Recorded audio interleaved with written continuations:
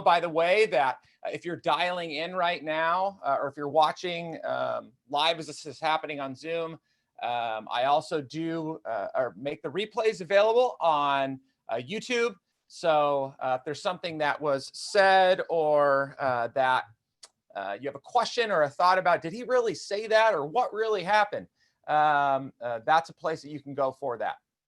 So anyway, let me kick this off with, I guess, some qualifying statements. I think it's fair to start this way and kind of set today up, because this is going to be quite a bit different than any of the past or previous 12 that I've done like this. So, for the last 13 weeks now, I've been setting aside about an hour, 45 minutes to an hour online to share just very practically tools, tips, my kind of thought and approach to leadership, relationship, sales, marketing, branding, so many different things. I did a session on LinkedIn. There's been quite a few different topics, clearly very business related or business centric. Even the Q&As that I've done for the most part have been very much in that same vein. Even when I'm talking about habit and discipline, it's often incorporated into the domain of business. And then we had a week back, really the last 2 weeks, we had some significantly greater challenges just as individuals than probably most of us have ever faced in our entire lives. If we weren't personally experiencing the challenge, it was a challenge that we were watching happen and trying to figure out how to navigate and how to deal with. And so I talked about that just a little bit last week at the beginning. But something that has really been on my heart and has really burdened me is that, while we're interacting, you're here because of a business relationship, whether that's just you following me on a social media platform, or maybe we've done business together or have interacted at some point, we're still human beings. And each one of us is in some way interacting with or involved with or struggling through the season of life that we're in. 2020 has been brutal, to say the least. And again, definitely far more difficult for some people than others. And so I just felt like now was a good time for me to speak from the heart more than ever.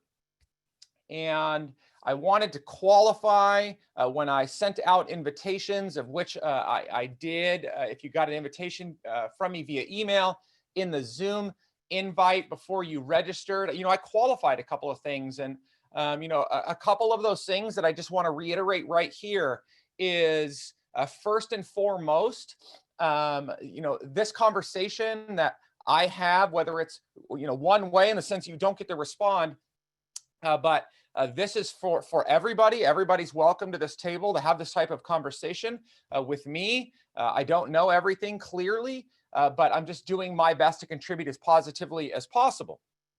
The second thing is that there are some significantly difficult issues at play right here. We would have thought dealing with a pandemic would have been extremely difficult in and of itself. But now we are dealing with a far worse issue that has been prevalent in this country for more than 200 years, and it is rearing its ugly head again. And that is the general challenge and struggle we have had with just inequality, more specifically with racism and racism against Black people. And as a white human being, a white male for that matter, I understand that in many cases, I need to be a lot more quiet and just listen and receive and try and do the best that I can to understand and to help. And I've been doing that. I am no fool to believe that even if I had sat back and listened and learned for all 42 years of my life, that I would have any of this figured out, but I'm doing the best that I can. In the midst of that, I want to say that this morning is not about that specifically, even though this morning is related to that, and I'll get into that in a little bit. So I may say something that is not 100% accurate or does not 100% jive with you, that is not intentional. I'm trying to do my best to choose my words carefully because I have brothers and sisters of many different backgrounds, both ethnically, racially, sexually, and I want to do my best, not to tiptoe, but to truly care for and love them. The third thing, and the last thing before I get into this, and I'm sorry to have to do this, but I just want to be really clear here and be as helpful as possible. The third thing is as many of you know, I am a pastor of a church, and that in and of itself says really nothing at all, especially in today's day and age. But I am a Christian. I hold that very, very deeply. And so that means for me personally, this is not a prescription for you. This is a description of me. For me, that means that ultimately my faith lies in God above all else. And my faith is in Jesus Christ. I absolutely am convinced of the fact that it is Christ that died for my sins, that I needed that. And I'll get into that actually a little bit, not to evangelize you at all. That's not my intention here, but just to get you to understand where I'm coming from.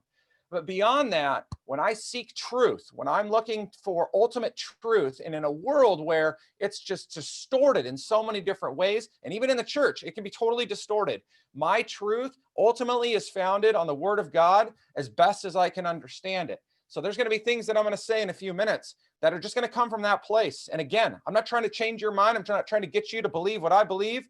I'm just trying to get you to understand where I'm coming from and where my approach is intended to go.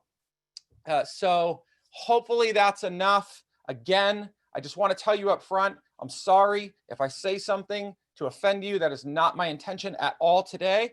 My intention is to try and be helpful in us creating a path which I believe is going to be significantly beneficial for all of us, whether we're talking about issues of race, which is the most important one to talk about right now, or anything else for that matter down the line. Okay, so I think I got that out. I'm not 100% sure. By the way, if you have questions, if you have thoughts, if you have concerns, if something that I say in the midst of what I'm saying is like, dude, this guy's crazy, drop it in the chat, drop it in the Q&A. I'm going to try and address those as I go. Or you can feel free to email me, Ryan@RyanJamesMiller. You can text me, email me, and I'll send you my cell phone number. I don't want to do that because this is going to end up on too much of the internet after this. But please feel free to reach out to me. I'm down to any kind of dialogue, and I want to listen to your side. I want to listen to your perspective. I want to listen to what you have to say. This is not, again, about me trying to force feed something to you. Okay. So what do I really want to address today? So today, the intention is to talk about forgiveness and reconciliation. And why is that so important to me specifically today? Over the last 4 months, 4 or 5 months, really ever since the pandemic started, I've noticed an even more drastic shift in the way that people handle themselves, in the way that people are, in how kind they are. Sorry, I'm going to make sure I'm not missing anything in the chat. It started far earlier. Much of this was telling in the 2016 election. People were choosing sides. It was ugly. It was ugly. And again, this goes back far longer than that. But I saw some of it there. Again, then when the pandemic hit, what I started to see was there was this division that was being created between two sides. One side was, this is all nonsense, and I want the freedom to just live the life that I want to live. The other side was, we are doomed, and if we don't completely shut down, just quarantine ourselves, shut everything down, we're all going to die. And people were literally having to pick a side. I mean, it was like, it was crazy just to watch. And one side was just attacking the other side. And I'm thinking to myself, like, why are we even choosing sides? Like, there's really people sick and dying. There's really businesses shutting down. There's really a lot of things that are going on. This was an uncharted territory for us as a country, as a world. In this specific regard, obviously we had dealt with pandemics in the past. Definitely in most of our lifetimes, this is the first time this has happened.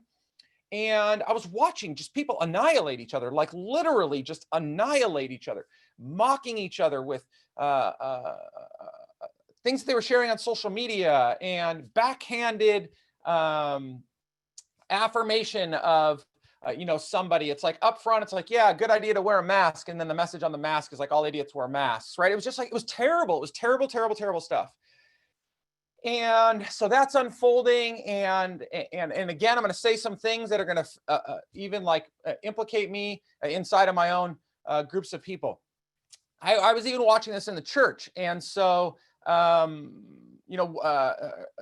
hate to have to say this, but like I watched churches that were immediately attacking the government for preventing them from gathering together, like they were stifling their religious liberty. And that was absurd to me. It was absurd to me because it had nothing to do with religious liberty and everything to do with what they felt was the best approach to stopping this disease or this virus from spreading. And so brothers and sisters that I not necessarily go to church with, but am in community with in surrounding areas, like I was appalled by some of the things that they were saying and doing. Like, what a terrible witness to the love of Jesus when all you care about is gathering together, even though it's super important for churches to gather together. Anyway, so I'm just watching that in all kinds of domains. My heart was really weighing heavy through this, by the way. Then we see this series of events that culminates with the death of George Floyd. And I just go on record as saying, I don't care what led to the moment off of camera. I don't care whatever else was going on in society. I don't care about anything.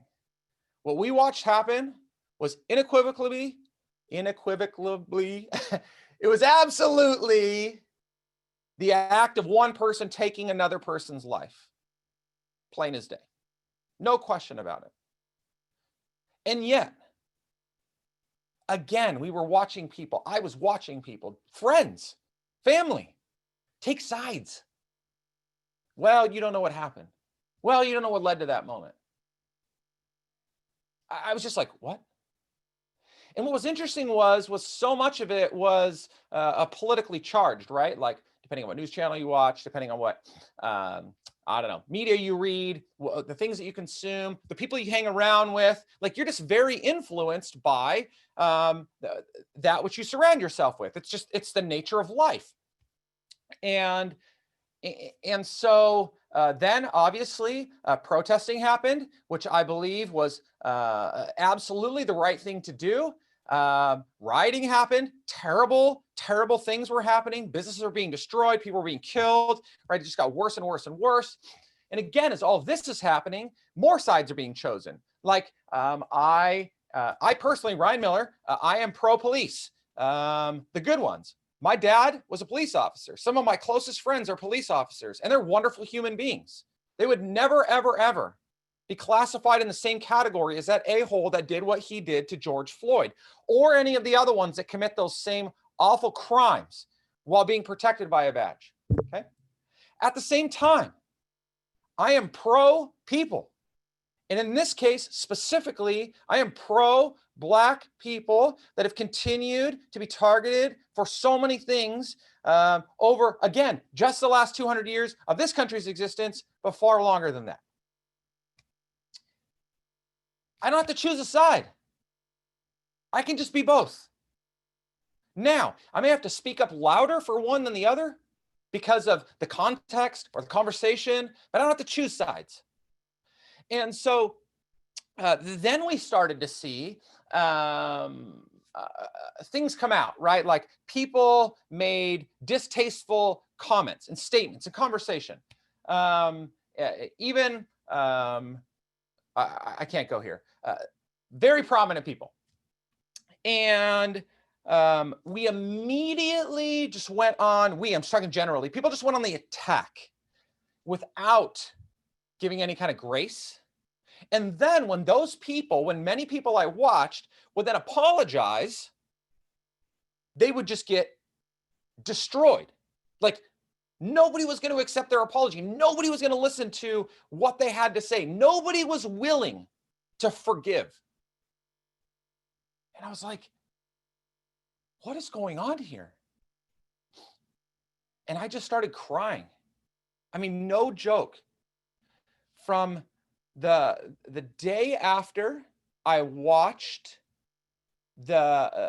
unfortunately, the video of George Floyd being killed, from that day forward, I cried almost every single day. I mean, almost every single day. And it was so heartbreaking. And again, like I'm only a distant observer to what's going on. But part of my heartbreak, like definitely when my heartbreak was his death. But part of my heartbreak was, here we are divided. Here we are witness to inequality in its most evil and demonic way. And our answer is inequality, mistreatment of people. And please hear me, I'm not trying to classify those as one and the same thing. The issues with racism are far greater than the issues with people, peeing in each other's cereal bowl or hurling insults at each other on social media. I'm not saying those are one and the same things. But I firmly believe that at the root of the problem, or at the root, is the same problem. The same thing that causes us to be hateful towards somebody of another race, religion, sexual orientation, or anything else, political party, the same hate is the hate that causes us to hurl the insults that we do and to lack forgiveness, even in the greatest of situations. And so what I wanted to do with the remaining time is to walk you through a story. And this is just very personal. But I think it's helpful for you to understand where I'm coming from as it relates to forgiveness and what I have learned, and hopefully in some small fraction, you can take to your network, to your community, to your workplace, to your family, whatever. Again, very different than a lot of what I've talked about in the past. Even to this point, you can probably see. So my parents divorced when I was 6 years old. I didn't quite know at the time why, but I did see that within weeks of my dad leaving, my mom, my 6-year-old self, and my 3-year-old younger brother, within weeks, we saw his new girlfriend. Little did I know years later that was the result of my dad cheating on my mom. And there was other issues there. Neither of them were a peach. There was a lot to work on, but for whatever reason, my dad left. And so we went on to live, living with my mom full time. We saw my dad on the weekends. I didn't realize until much later, but my mom worked 2 and 3 jobs just to put food on the table for my brother and I. My dad was of no additional help other than what the court ordered. It was just very ugly in the way things went. And so, I mean, we ate macaroni and cheese and bread and butter multiple nights a week because that's all my mom could afford. And we didn't have new school clothes. We often wore the same clothes for quite a long time. And we didn't go on vacations, and we just didn't get to do things because my mom was just fighting to survive by working whatever job she could. we would go down to my dad's on the weekends and we had all kinds of stuff: motorcycles, motorhome, boat. It was awesome. As a kid, at least it was. It's totally looked forward to that. And life went on, continued to grow up. I actually moved in with my dad for a couple of years, a year and a half in high school. That did not go well. That was not a good decision. My dad got married. My stepmom is amazing. One of the greatest women I've ever known in my entire life. To this day, I love her to death. But my dad and I just butted heads. It didn't work. And so I moved back home, and my dad and I ended up getting into a significant conflict that was really the culmination of me realizing all that happened in my upbringing, the fact that he left the way that he did, that he left us with so little, that he was so hurtful and hateful towards my mom, that caused my brother and I to suffer. And it was like he didn't even see it. And I know that he loved us. He was just so overcome with hatred towards my mom that it caused us a lot of harm and a lot of hurt and a lot of loss. I mean, we still, we were okay, but it was a lot. So that was all kind of coming to a head. My dad and I had a couple of head-to-head arguments. And so the last time that I spoke to my dad was on my wedding night. I was 21 years old. I think I was 21 years old. Yeah, almost 22. I actually didn't even want to invite him to my wedding. My mom, my biological mom, she felt like that was the right thing to do, so she forced that issue. But that was the last time I saw my dad, spoke to my dad for 10 years. In the very beginning, it was a little bit hard. And then as time went on, I stopped acknowledging him as my dad. I didn't want to talk about him. Every once in a while, my mom would ask me, "Hey, like, have you talked to your dad lately?" And I'm like, I don't even know who you're talking about.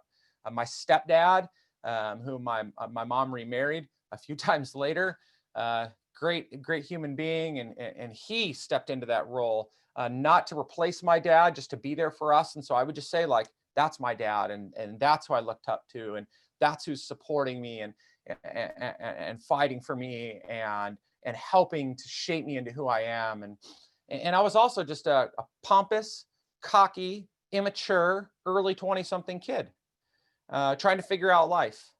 And so that went on for 10 years. It got so bad that I didn't know this until later, but my dad was on a work project, got shipped overseas, and was in Iraq during the war, shortly after September 11th, 2001. One night in particular, he took a rocket just a few feet from the bunker that they were hunkered down in, and they almost died. And one of the first calls that my dad made was to me. And it's hard to talk about. We didn't answer the phone. And I remember hearing his message, and he was crying on the phone, telling me that he loved me, that he just wanted to talk to me. He just wanted to reconnect. And I was so angry and so hurt and so calloused over, because all those years had gone by, that I didn't even acknowledge it. I don't even think I was really upset in the moment. And that went on and it went on. And in 2006, as the result of my marriage having some troubles, we'd been married 5 years at that point, we decided to attend a church, which we had not done before. We came to faith in Jesus, and that started to do this just really transformative work in my life. It took a long time. It's still taking a long time, but slowly God was just working on my heart. And so that was 2006, probably 2008. And trust me when I tell you, like, this all has a purpose and has a point. in 2008, I went to a men's retreat, and the speaker, the topic of that retreat was forgiveness and reconciliation. And I didn't know that until we got up there. And so he spoke, and he talked about the pain and even the evil and destruction of living with unforgiveness in your heart. And so that convicted me. It convicted me to forgive my dad. And so in 2008, October-ish, I forgave my dad up here and a little bit in here. I just resolved in my own heart that I was going to forgive him. And that was that. This is no joke. I'm not into like overly spiritualizing things, but a year goes by, 2009. Same men's retreat, different year, but same retreat with our church at the time. I am there, and this time we're talking about something totally different, manly men, or I don't know, something. But one of the things that's shared is this idea of a lack of true forgiveness. And that was the first moment that I realized that I had never truly understood what forgiveness meant. And here's what was crazy. And again, for any of you that like you attend church, faith in God, you get this in the church setting. Some of you may get this outside of that, but all in all, this was foreign to me. But I finally came to this place when I realized that I had asked for forgiveness from God for all the things I had done in my life up to that point, with the expectation that I would be forgiven, because that's what I was told that the Bible said. And yet, I couldn't even forgive my dad. I mean, I did here and a little bit here, but it wasn't really real. And so I wrote him a letter. And in that letter, a couple pages long, I still have it to this day, kind of ashamed of it actually, I wrote a list of every single thing that I forgave my dad for, which again was just in some way me just making sure that he knew how many ways he hurt me. I wanted to make sure he felt it. Like if there was ever a chance of me forgiving him, he had to feel how painful it was for what he did to me. I mean, that kind of sounds okay to some degree. And yet I would come to realize a whole nother year later that wasn't forgiveness. That was me just making sure they felt guilty for what they did. And in that sense, my dad felt guilty for what he did.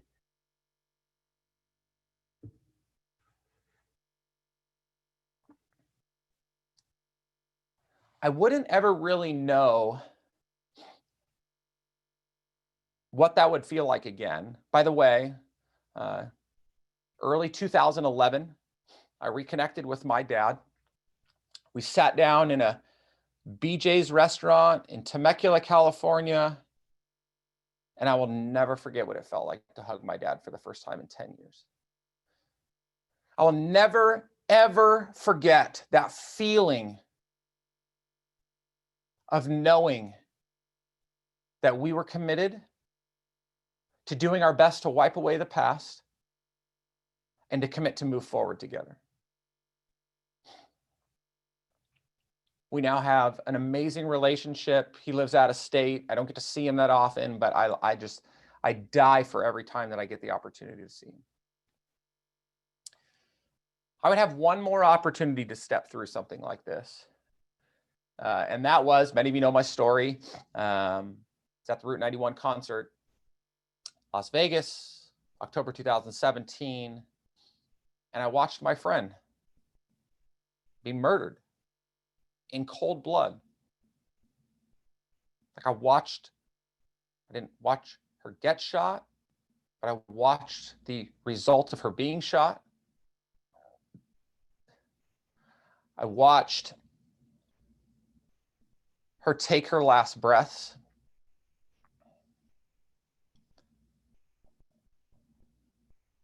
And I remember the phone call confirming that that was in fact it.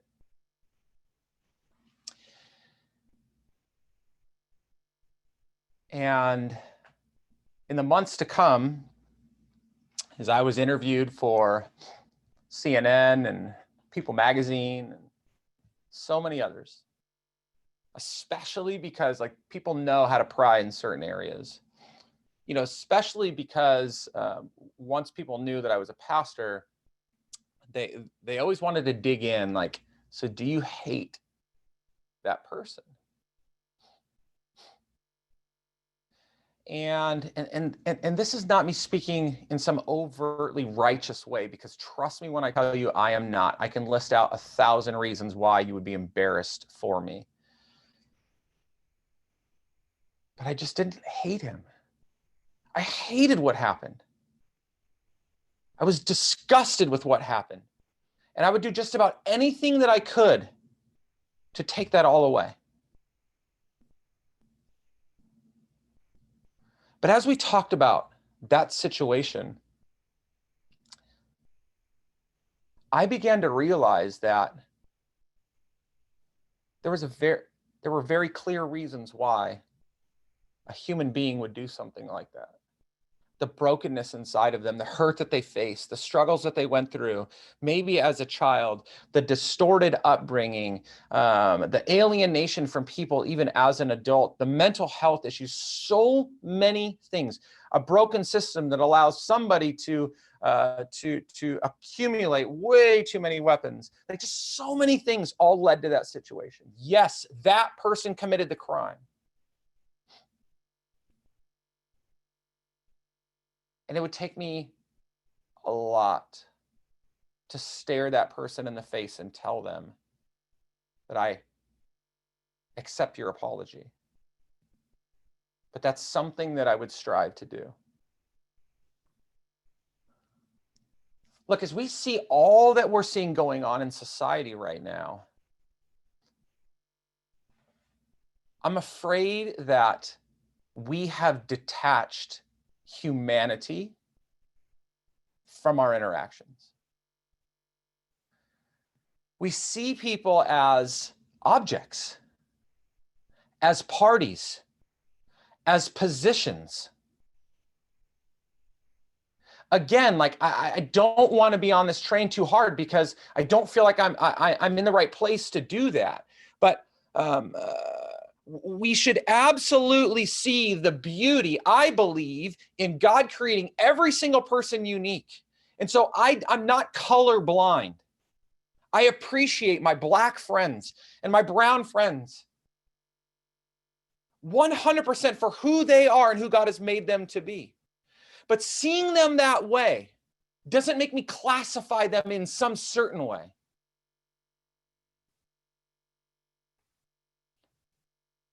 I don't want to see people as just something. I want to see them as a human being.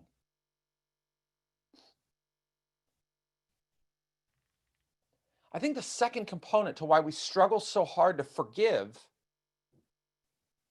is because I don't think many people truly want what's best for the whole. This is why retribution, this is why retaliation happens so often.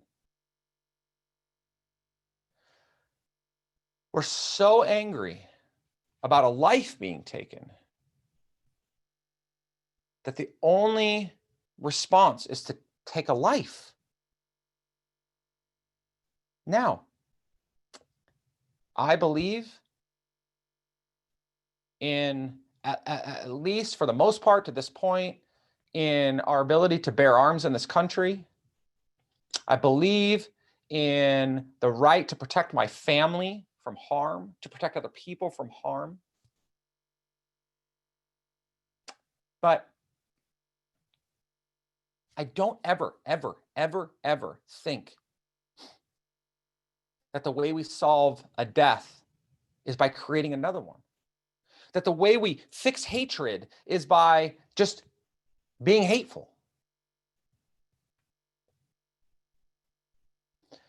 in our mission to change this world, Gandhi, one of my favorite quotes, be the change that you want to see in this world. As you step through these types of conversations, and again, this doesn't necessarily have to relate what's going on in our country. This could be a relationship that you have with your dad. Are you stepping into those environments time and time and time again? Like, it's exhausting to have these conversations. It's exhausting to step through real forgiveness and reconciliation. Are you willing to do what's right? Are you willing to model an example of positive change? And I don't for a second believe that this is easy, or it's clean, or it's simple, or there's a single answer to solve all of the problems that we're facing. There's not. But I do know, without a doubt, that one of the best ways that I can prevent it from going farther is to look into my own heart and soul and rip apart the evil, the hatred, the hurt that I'm projecting onto other people. Because popping off at my kid because I got frustrated because they asked for ice cream too many times, that's just a really small version of the hatred that we see going on in the world right now, that the media indoctrinates us with every single day. We have to see each other as human beings. And we have to truly seek out good, not good with a whole bunch of qualifications. Not good ifs. We need to seek good, knowing that there will be ifs. Because nothing's ever going to be clean. And as we continue to put all these people together and try and fix some of the problems or all of the problems, it's going to be messy.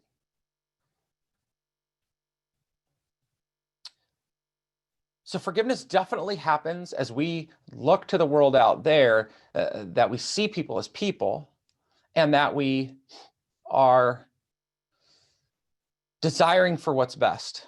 But beyond that, and I've alluded to some of this as I've been talking, is, and I can't believe that we're not at 0 people anymore, because I figured you'd be tired of me talking about this by now. But as we think about how we are going to begin to forgive, we absolutely have to start off by recognizing that we are part of the problem. Now, I am very, very careful when I accuse somebody of being part of the problem in a specific sense, because again, you probably, just because it's the most relevant topic, hopefully you're not a racist. And so you may not be part of the problem of racism specifically, but there's something else that you're negatively contributing to the story. Or if not to that story, to another one. And so you're not part of this problem, you're part of that problem. We're all fallible human beings. We all make mistakes. And too often we look at our mistakes as being far, far less than somebody else's. And yes, committing murder is far worse than telling a lie. But at the end of the day, it's the same root cause. We're just screwed up. We're all trying to do our best. But we've got to admit that there's stuff going on inside of us that needs to be worked on, that we need to grow from. And wherever you seek to find that growth, go do that. The other thing that we need to agree to is that it's not just that we're messed up and we've made mistakes, but that we will continue to make mistakes. Like you are, I don't know what planet you're on if you don't believe that you are not going to continue to hurt people, that you're not going to continue to contribute to some problem in society, that you're not going to be hateful at some point. Like, it's going to happen. And so that's why we need to constantly be aware of where our tendencies lie, where our hatred is at, where our hot button points are. Like our jealousy, our own selfish ambition, our desire to divide. And oftentimes our desire to divide is not actually a desire to divide as much as it's an opportunity, or we see it as an opportunity to rally for the cause. But in doing so, we're dividing instead of bringing people together. Yes, a group of you may do a better job of making a positive impact on something that you're trying to do, but don't alienate the other quote unquote side. We don't need to draw lines in the sand.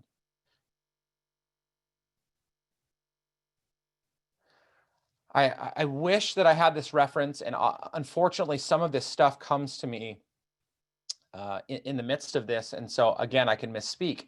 Watch a great documentary on Netflix this last year, a Middle Eastern woman that went and spent time with the KKK.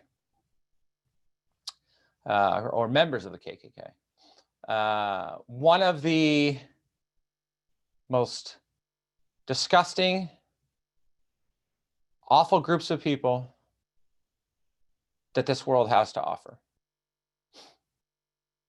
And it was fascinating to watch her step through life with them. And it was beyond beautiful to see some of the positive outcomes of people's perspectives on one another through the time that she spent and invested into being with them. And she had very different ideals, very different philosophies on life than they did, clearly. It was amazing. Not everybody changed, but she made a positive impact. So maybe I'll drop that. I'll find that. I'll send that out as a follow-up when I send out this recording. There is no line that we can't cross in a desire to make positive change. And as a matter of fact, you know, and again, like, I'm not justifying what has been said, I'm not justifying what's been done, but if you listen to somebody like Kevin Hart talk about the negative publicity that he received leading up to the Oscars, which led him to not host the Oscars. Particularly, he was on Joe Rogan's podcast just recently talking about it. And it's unbelievable how even after not just verbal apology, but actions for years and years that demonstrate that in the very least, he made a crude comment, and in the very worst, even if he did believe what he communicated with his whole heart, that he has completely changed, and he's actually advocating for the communities that that were hurt by what he said. That doesn't take away from what he said, but it demonstrates a character that desires to change, desires to grow, desires to bridge the gap. And yet there were still people that wanted to hang him out to dry. They weren't going to accept his apology. They were going to continue to treat him as a hateful human being. It's so sad. We've got to be able to extend forgiveness. We've got to be able to walk that path with people. If not, we're going to continue to see brokenness in society forever. We can't divide over these issues.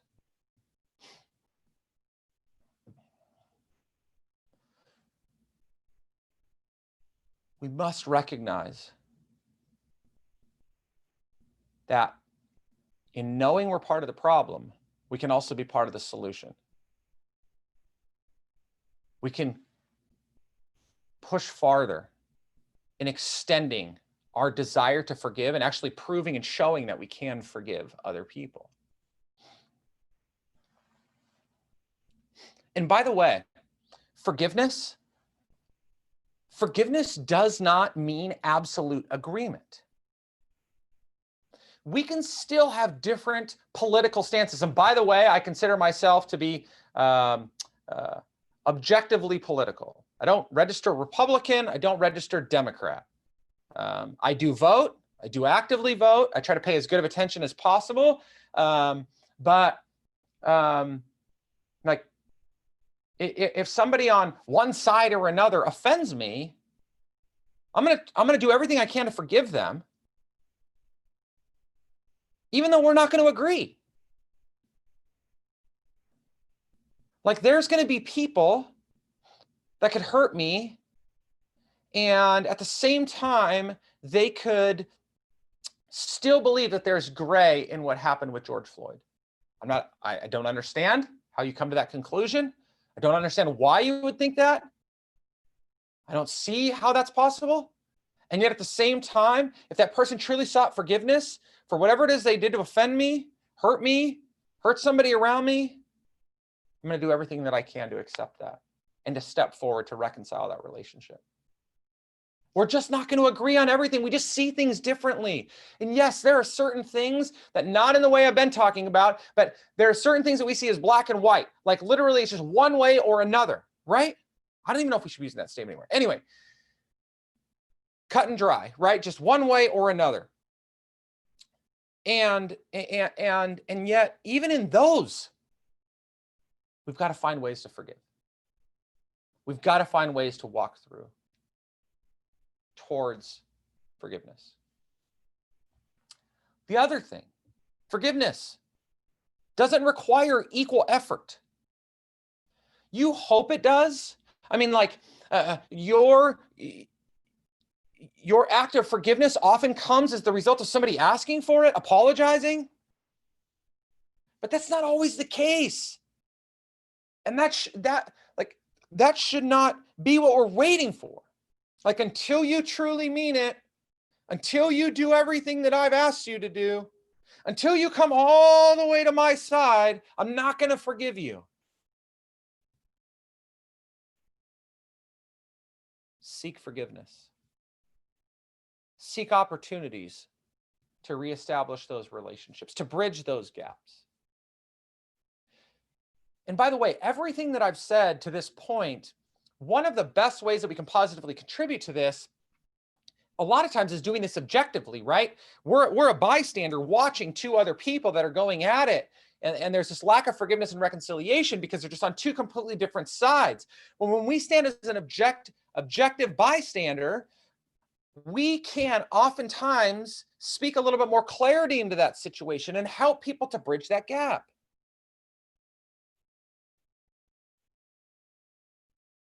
We can do a better job. Because ultimately, we're trying to get to this place of reconciliation, not just forgiveness, right? Forgiveness is, I accept your apology for what you did. I've forgiven you, or I've forgiven you for what you've done. Well, reconciliation is going a step farther than that. And I'm just about done, by the way. Reconciliation is this idea of making our beliefs compatible with one another and or restoring relationship. Making our views compatible or restoring relationship.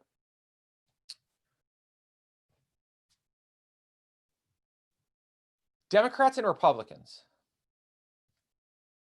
they are both ultimately after mostly the same things. The good of the people. How they go about that, certain people in there, right? There's a lot to be said there. But ultimately, they're after the good of the people. How they go about that is far different.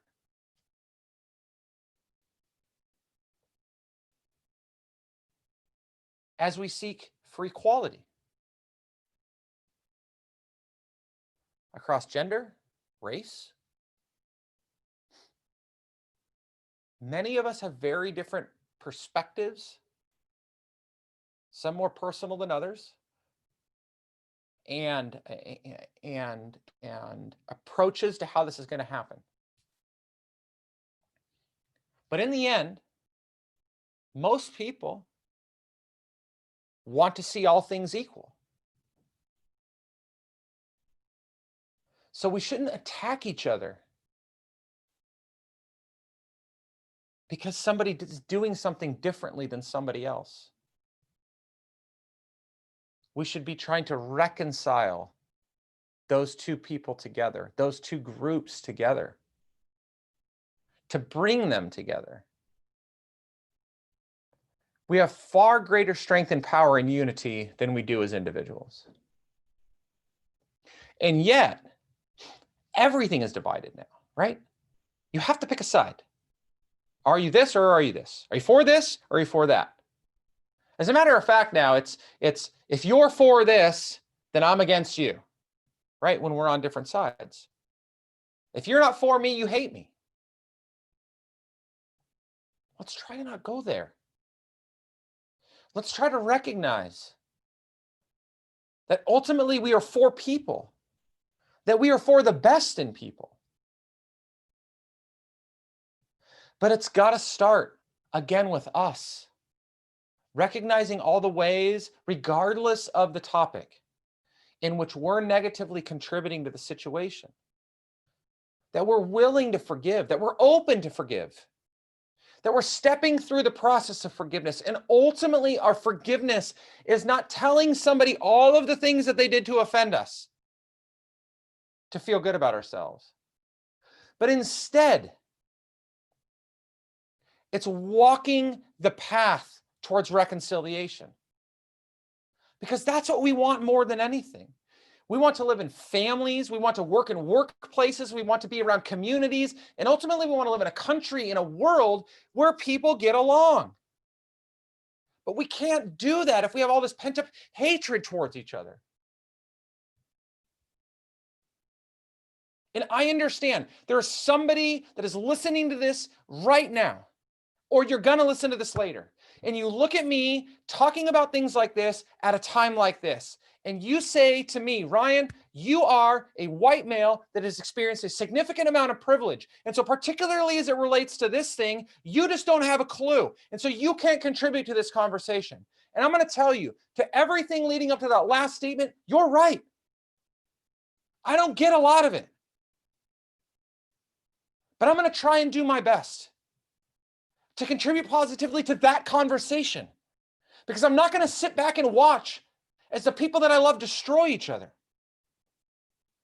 And on top of that, though I may not be specifically informed or having stepped through that specific process, there are many others in this world that I can positively contribute towards. And so I will continue to use my voice. I will continue to use my platform. I will continue to self-reflect as often as humanly possible, to bear out all the garbage that's inside of myself, to be transparent about that, and to show people that I will continue to work to be good, to serve people well, to care for people, to forgive those that hurt me, to reconcile relationships, not just for the good of me, but for the good of you too.